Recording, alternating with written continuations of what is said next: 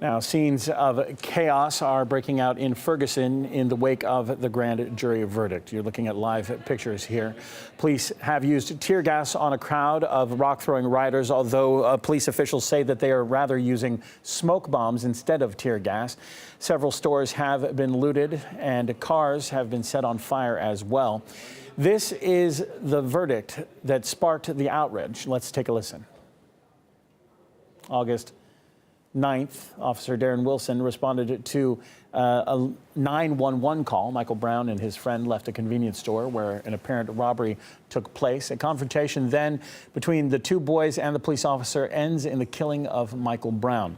The officer claimed that Michael Brown tried to go for his gun, while bystanders say that Michael Brown had his hands up.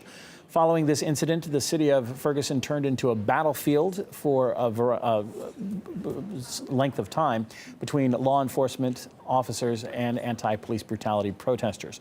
Heavily militarized vehicles, advanced weapons, and a large number of police officers were deployed in Ferguson, sparking criticism around the country that police tactics were heavy-handed. The National Guard was also brought in at that time when clashes between protesters started to get out of hand. Now, a new wave of protests has been seen in several U.S. cities following new cases of shootings of African-American civilians. For example, in Cleveland, we just heard in the headlines a 12-year-old boy named Tamir Rice carrying a BB gun was shot and killed by a police officer. And in New York, a black man, Akai Gurley, was killed by a police officer in a dark stairwell. Officials say that the officer's handgun may have gone off by accident, but the police commissioner in that case said that the man was completely and totally innocent. Now, in Ferguson, many local businesses have been shut down in anticipation of race riots. Locals have been buying firearms to protect themselves if mass civil disorder breaks out.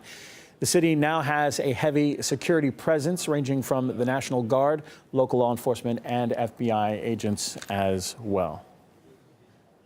Let's now let's go back and take a listen to what the federal prosecutor had to say in the grand jury indictment decision. After their exhaustive review of the evidence, the grand jury deliberated over 2 days, making their final decision. They determined that no probable cause exists to file any charge against Officer Wilson and returned a no true bill on each of the 5 indictments.